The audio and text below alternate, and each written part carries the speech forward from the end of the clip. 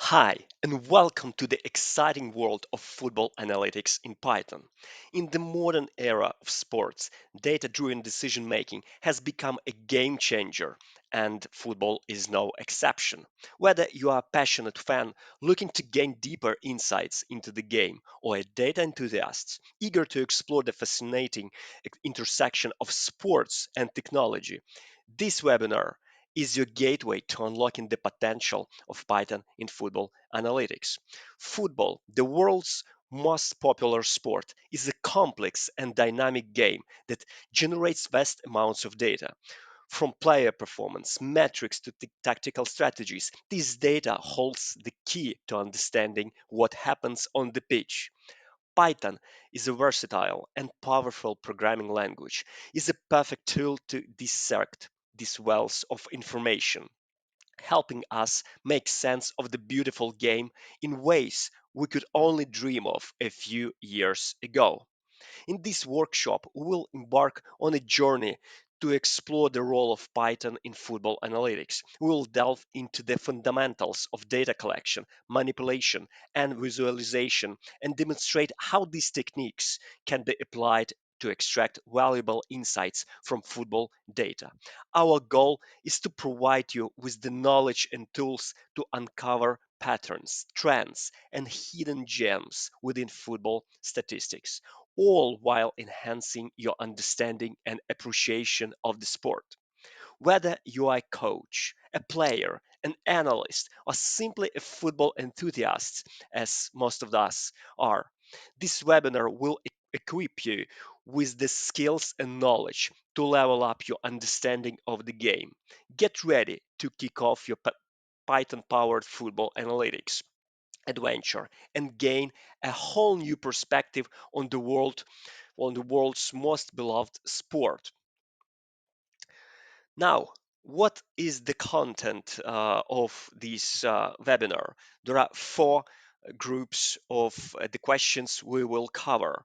First of all, we'll get into the Python for football. Then we'll go through data sources and approaches. We will cover most used Python packages for working with football data. And finally, we'll have some real life example of data pipeline where we will get the data, transform it, and visualize.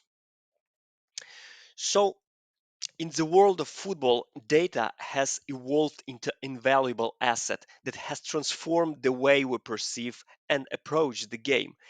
In this section of the webinar, we'll lay the foundation for our exploration into the exciting world of football analytics driven by Python.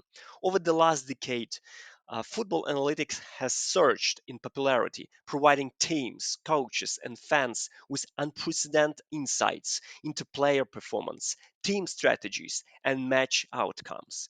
This newfound knowledge has reshaped the landscape of the sport, giving rise to innovative tactics, game changing decisions, and an enriched fan experience. Python is a versatile and user-friendly programming language, has played a pivotal role in this revolution. Its ease of use, extensive libraries, and powerful data manipulation capabilities make it the ideal tool for football enthusiasts, analysts, and professionals alike. This webinar will introduce you to the fundamental concepts of Python and demonstrate how it can be harnessed to unlock the full potential on football data. Whether they are a seasoned programmer or someone entirely new to the world of coding, this will provide you with the insights and skills you need to navigate the exciting field of football analytics with Python. Now, to delve into the fascinating world of football analytics, one must first understand the diverse and ever changing landscape of data sources and approaches to work with these sources. Here we will explore four key categories of data sources: sports and football websites, web scraping, data APIs, and paid football data providers. Each of these sources plays a unique role in providing the data that fuels our analytical insights into the beautiful game. First of all, sports and football websites. These digital platforms serve as a basis of football related information. From match scores and player statistics to news articles and historical data, sports websites are a readily available resource for enthusiasts and analysts. Second is a web scraping. In a world of overflowing with data, web scraping emerges as a powerful technique to extract structured information from unstructured web pages. Through Python, we can scrape websites to collect data on match results, player performance, and much more. This method opens the door to a vast world of possibilities for football analysts. Then there is football data APIs. The integration of APIs has revolutionized the way we access football data. With the help of APIs, we can tap into real time, comprehensive data streams from official sources and organizations. Finally, paid football data providers. For those seeking premium, high quality data, paid football providers offer an invaluable service. These providers curate, maintain, and deliver meticulously organized datasets with extensive coverage. Given the premium football data is pretty pricey, and we can talk about like 10K per year, web scraping is usually the go to method for football enthusiasts. Now, let's jump to the data and football analytics packages. In the world of football analytics, proficiency with the right tools and packages is essential for extracting valuable insights from data. Here is the list of key packages that empower Python based football analysis. First group is Pandas and NumPy. These fundamental libraries form the backbone of data manipulation and analysis in Python. Pandas excels in handling structured data, while NumPy provides the numerical tools for mathematical operations. Together, they make it possible to clean, transform, and prepare football data for further analysis, ensuring that you are working with organized and meaningful information. Next group is about visualization. Matplotlib, Seaborn, and MPL Soccer. It's a crucial aspect of football analytics. Matplotlib and Seaborn offer comprehensive libraries for creating visual representations of your findings. MPL Soccer, a specialized package, provides football-specific plotting capabilities, enabling you to craft beautiful and informative visualizations that tell you the story behind the numbers. Next, requests and beautiful soup, StatsBomb, Pi, and Understat. When it comes to data acquisition, requests and beautiful soup are essential for web scraping, allowing you to gather data from websites efficiently. StatsBomb, Pi, and Understat are Python packages designed to facilitate access to high quality, detailed football data from reputable sources. These tools are indispensable for obtaining structured data for in depth analysis. Finally, scikit-learn, SciPy, and stats models. These are machine learning and statistical analysis packages which have become integral part to modern football analytics. These packages enable you to apply advanced techniques to predict match outcomes, player performance, and more, taking your football analysis to the next level. Okay, so now let's jump to the real world examples. We will jump to the Jupyter Notebook and to implement this code. First of all, first thing first, we need to import necessary libraries to work with. We will import matplotlib, MPL Soccer, pandas, numpy, and requests. All the libraries we have covered in previous section. So we implement it. Next, what we need to do is to connect to the data source. In our case, the data source is an open data of StatsBomb. It's one of the leading football data providers.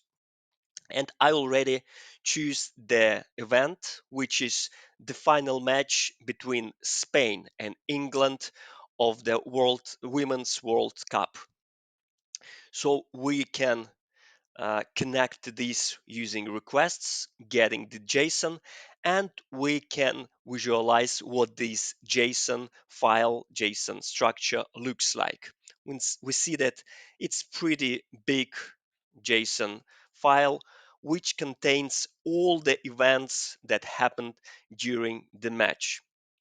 What we want to do next is to transform this JSON file, JSON data structure, into a more readable and convenient uh, structure, which is DataFrame in our case. We can do this using the JSON normalize from pandas, and we can see what the result looks like by applying head method, which will display first five rows of the data set we got. And we see that we got this quite wide file, quite wide structure. What we want to do next? Well, let's pretend we are interested in Spanish team, and we want to visualize their passes. To do so, we can filter out these passes by applying two filters to the overall data set, to the general data set. First of all, we need to filter out events as only the pass type. And second, we want to visualize only Spanish passes, or English passes, doesn't really matter. And we can visualize the last five rows of this data frame like this using tail method. And we see that uh, these are actually the last five events, five passes. We can see by looking at the minute, which is from 100 to 102. It was quite a long match, apparently. And what we want to do next is to draw a pitch. We will use our MPL soccer package we imported in the first cell, and we initialize the plot, set the colors of the figure, and then we want to initialize and create a pitch. Uh, Pitch type. eh, There are lots of options of this object, and one of them is a pitch type. We are using StatsBomb type. Why? Because first of all, we are using StatsBomb data source, and second, well, it's pretty much commonly used, I would say, pitch type, but you can use whatever you want. And there are other options, parameters we can pass. And if you want to check how these parameters work, how you can choose them, and what result to get, you can check the comments below. In the description below, I will put the link to this page and other useful methods in the description. So by doing this, we can draw this pitch like this, and we have this beautiful pitch, green with these lines, sections divided by sections, which is pretty useful for analysis of the match and stuff like that. Then we created this build, this draw, this pitch. And what we want to do is to create a pass map uh, on top of this page. To do so, we are creating the same page once again. And then we go over all the Spain passes data frame. And if the pass is inaccurate, no matter what was the inaccuracy reason, but it's inaccurate, we color it as red.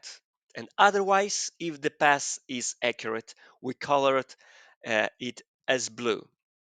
And how we actually um, draw these passes. We take the original location of the ball, then we get the end location, and we draw a line between these two locations, between these two coordinates. And initial location, we also initial location we also draw a scatter, a point, to better understand what was the original location of the pass. And the result of these manipulations is the following. We see that there were lots of passes, and we see that the blue ones are the accurate passes and red ones are inaccurate. Now, say we want to filter out passes only by one player or few players, doesn't really matter. What we can do? Well, pretty much the same logic applies here. We use the same code, but additionally we apply one more filter. We apply player ID, and here's player ID 49836, and this player ID comes from this Spain passes data frame. We can find it somewhere here. Yeah, oh, it's over here, player ID. And we got this one. No, this one, 36 in the end. It's Olga uh, Carmona Garcia. Let's have a look what we have, how Olga played this match, what were her passes. And we see that the majority of passes were accurate. Even though they were accurate, most, I would say, from what I see, most of the passes on the long distance were inaccurate. And she apparently plays as a left back because her passes originate from most of her passes originate from this left wing of the pitch. Now we also can count how many passes she made, and she made 75 passes. And we also can calculate what's the percentage of her passes in overall number of passes of Spanish team. And it appears she made 14 passes, or 14% of passes of Spanish team. Now, let's say we also want to create a shots map. What we can do is to apply the same logic we did with pass map, but instead of type pass, we specify a type shot, and we have the same. We have different data frame, but now it's only with type name shots. We see that all the events are shots, and nothing new here. The same logic is here. We do the same visualization, but instead of passes, we are visualizing the same way shots. And we see there were few shots and one was a goal, and Spanish team was actually a winner in this game. So it was the single goal in the match. One more thing which you may ask, why these points, the scatters are different in size? And there is a reason. Uh, I made these scatters different in size depending on the expected goals metric. Every shot has expected goals. It's somewhere, I'm not sure, I will find it quickly, but it's somewhere here. There is expected goals uh, metric. So anyway, and the bigger expected goals, the bigger the probability of shots, or of a shot resulting in a goal, the bigger this point is. And as you can see, uh, these points from the quite uh, goal scoring from the quite a goal scoring positions are bigger than these points which are quite distant from the goal, right? So finally, let's create a possession chart. Well, actually, to tell the truth, we can create a lots of charts, a lots of uh, analytics stuff with these data sets. But for the sake of this workshop, let's create a possession chart. What it will do? Well, it will just show us the possession minute by minute by each team, and we can separate the possession. We can draw it straight from the data frame, from the initial data frame, but I created a copy of this just not to interfere with the original one. Then what we do is we are inverting possession duration for the opposite team, make it it's negative. Why? Because we want to uh, visualize it as a bars, but negative bars, positive and negative bars for different teams. I will show you the result and you will understand what I mean. And here is the result. So the Spanish team possession is the blue one on the top, and English team possession is below. On the bottom is the red one, and that is why I created this inverted.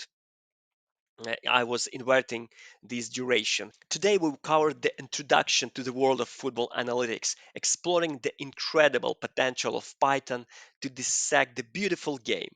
We will learn about data sources, key packages, and tools that enable us to dive deep into football data, transforming it into insights and stories that enrich our understanding of the sport.